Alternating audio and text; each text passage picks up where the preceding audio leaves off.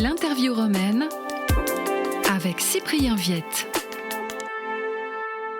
Samuel Girgis, bonjour, vous êtes le responsable du BIPEL, le Bureau interdiocésain des pèlerinages ici à Rome. Vous êtes égyptien de nationalité. Est-ce que vous pouvez commencer par nous raconter votre parcours et quelles sont vos origines? Effectivement, je suis d'origine égyptienne. Je suis arrivé en France pour faire mes études dans la ville de Rennes au début quand j'avais 19 ans et après je me suis installé à Paris pour travailler donc au début de ma carrière dans cette agence de pèlerinage pour laquelle j'ai travaillé depuis la France et puis avec le temps on m'a envoyé pour m'occuper du bureau de l'accueil des pèlerins ici à Rome. J'ai fait des études de traduction, d'interprétariat. Ensuite, j'ai fait des études dans le tourisme. Et donc, ça explique un peu ce que je fais aujourd'hui.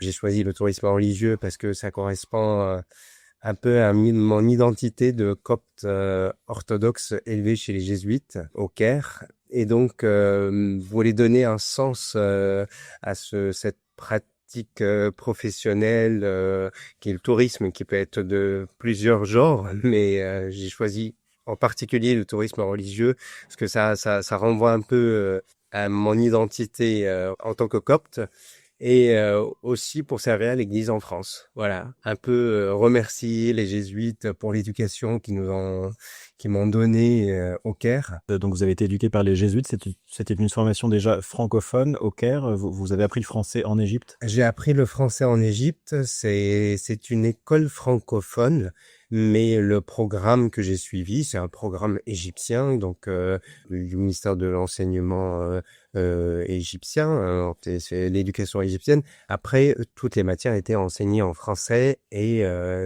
oui, j'ai appris le français depuis que je suis tout petit, mais ce qui m'a aidé aujourd'hui, on va dire, à devenir complètement francophone, c'est parce que j'ai fait des études d'interprétariat, primo et secondo, parce que j'ai vécu quand même à peu près 10 ans en France. Vous avez quel âge?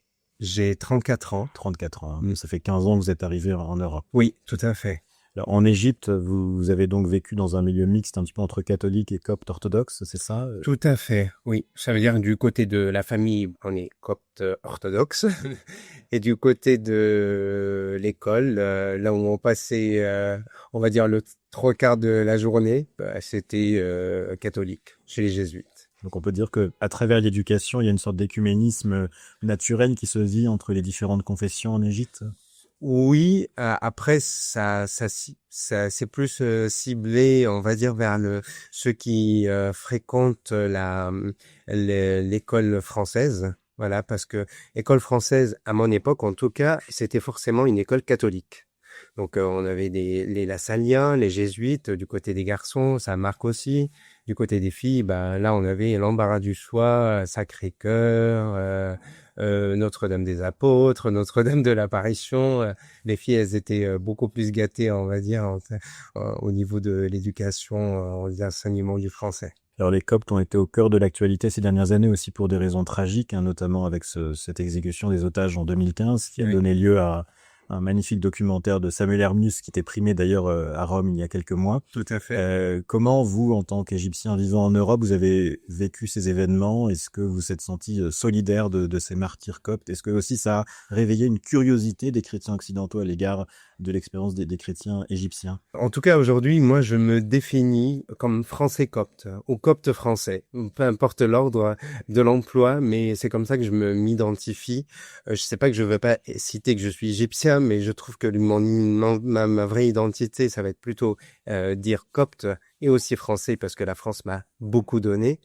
Je suis très fier de mes origines et dès qu'on parle des Coptes, je suis extrêmement touché parce que c'est un pays où j'ai vécu jusqu'à 19 ans, donc je sais ce que c'est, je sais ce qu'on a vécu, même si j'étais dans une ambiance ou atmosphère francophone, mais dès qu'on sortait de l'école, on était confronté à la réalité d'un pays où chrétiens et musulmans vivent ensemble, mais dans un pays aussi où on ne donne pas aux chrétiens toute sa place, toute sa liberté, tous ses droits, allant parfois à le considérer comme étant un citoyen de second degré.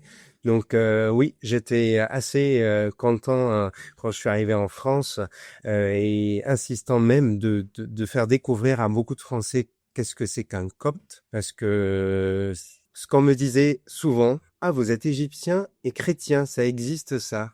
Une phrase qui m'interpellait toujours et je me dis mais c'est parce que les jésuites nous ont dit en fait ils nous ont quand même dit que la France déjà était catho et que je partais on partait du principe que des Français catholiques vont comprendre, enfin vont savoir qu'il y a des catholiques ou en tout cas des chrétiens en Égypte. Voilà, depuis que je suis arrivé, je parle autour de moi, qu'est-ce que c'est que les Coptes, qu'est-ce que c'est que les chrétiens d'Orient, qu'est-ce qu'on vivait autrefois, même si aujourd'hui la situation s'est calmée par rapport aux années précédentes, il faut quand même l'avouer. En tout cas, on n'entend pas parler des attentats ou autres dans les églises. Certes, on vit dans une société où l'atmosphère est un peu tendue, parce que le chrétien, il va être considéré comme il va être considéré et il n'a pas toute sa place. Mais il y a eu quand même une certaine amélioration. Là, vous avez récemment eu l'occasion d'offrir en main propre une icône copte au pape Léon XIV. Est-ce que vous nous raconter comment ça s'est passé, dans quel contexte vous avez pu lui faire ce don? En fait, ça vient de mon travail. C'est que cet été, j'étais en Égypte pour passer les vacances avec ma famille. Et j'ai appris que je devais accompagner un groupe du diocèse de Créteil, un groupe assez important, accompagné par leur évêque Monseigneur Blanchet. Et quand j'ai appris ça et j'ai vu que dans le programme ils avaient une rencontre tête à tête avec le pape, j'ai eu l'idée de retourner dans le quartier copte, là où il y a là où on retrouve un peu une concentration d'églises avec plusieurs rites, donc grec orthodoxe, grec catholique, etc. J'ai eu une idée d'aller en me disant peut-être que je vais le rencontrer, je sais jamais. Je vais lui prendre une icône et on va voir si je le rencontre. Je vais lui offrir cette icône. Et effectivement, j'ai eu l'occasion par Monseigneur Blanchet qui m'a invité ce jour-là en me disant viens avec nous et tu verras, si tu arrives à le rencontrer, tant mieux. Et effectivement, j'étais très, très, très chanceux et gâté par le bon Dieu parce que j'étais parmi les premiers à le rencontrer. J'ai pu lui remettre cette icône en main propre en lui racontant qui je suis. Il a dû faire même quelques grimaces parce que je pense qu'il n'a pas dû avoir affaire à un copte orthodoxe élevé chez les jésuites et donc il a fait quelques grimaces d'étonnement. Voilà. Et j'ai eu cette chance, vraiment, j'étais très touché parce que c'est un pape différent, c'est un pape qui a du caractère mais qui est très à l'écoute. Alors, c'est une des expériences les plus fortes que vous avez vécues avec des groupes de pèlerins. On arrive au terme d'une année jubilaire. Comment avez-vous vécu cette année durant laquelle des centaines, voire des milliers de pèlerins français sont venus à Rome? J'imagine que ça a été une année très intense pour vous. Qu'est-ce qui vous a touché dans cet accompagnement des couples que vous avez pu recevoir à Rome? L'année jubilaire était une année très très dense, une année où j'ai dû mettre un peu de côté ma vie personnelle pour servir les pèlerins qui viennent tous les 25 ans pour vivre ce jubilé. Donc une occasion unique avec beaucoup d'exigences, exigences de la part des groupes, mais aussi des responsables de groupes, parce qu'ils tiennent absolument à vivre ce jubilé pleinement et avec une conjoncture économique qui est assez dure. Donc le pèlerin il vient certes dans une démarche jubilaire, une démarche de pèlerinage, mais il a quand même quelques exigences. Voilà. Il y a beaucoup d'exigences. Donc j'ai vécu des moments très durs, mais c'est des beaux moments. C'est des moments extraordinaires parfois de voir le pèlerin heureux de vivre le jubilé, que certains disent c'est peut-être mon dernier jubilé parce que on a quand même des pèlerins d'un troisième âge, il faut le dire. Donc parfois pour certains, ce serait peut-être le dernier jubilé qu'ils font et donc ils sont émus, contents. Il y a eu aussi l'arrivée du nouveau pape, donc tout ça, ce sont des événements qui ont marqué cette année jubilaire et qui ont rendu cette année différente, très différente par rapport aux autres années, non seulement par rapport au jubilé, mais aussi par tous les événements qu'il y a eu entre le décès du pape François, l'arrivée du nouveau pape, le jubilé, il y a eu des canonisations, donc des moments très très forts. Chaque pèlerin est différent, chaque pèlerin vient pour pas un objectif, mais la démarche, elle est la même, mais elle est vécue autrement ou d'une manière différente, voilà, pour chacun. Je vous l'avais dit, cette année a été bousculée par la maladie et le décès du pape François et l'élection du pape Léon. Comment vous, en tant que coop orthodoxe, vous avez vécu ces événements-là? Comment vous les avez observés? Est-ce que vous avez aussi été touché, ému par cette grande solidarité spirituelle qui s'est exprimée dans cette période si particulière? Alors, le pape François, j'ai eu l'occasion de le rencontrer en 2016.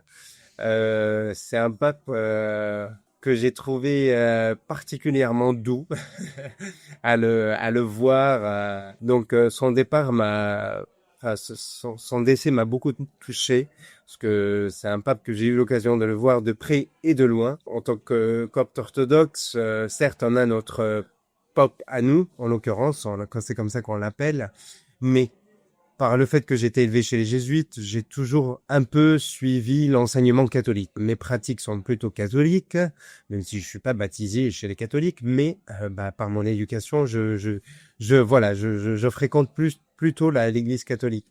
Je suis touché par ces événements-là. L'arrivée du pape aussi, le nouveau pape, pour moi, ça a été un moment unique parce que je l'avais jamais vécu.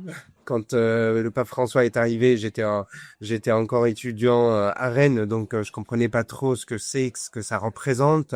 Rome pour moi était une ville inconnue. Ce n'est qu'avec le temps que je me suis rendu compte de ce que c'est Rome, de ce que représente Rome pour les catholiques, etc.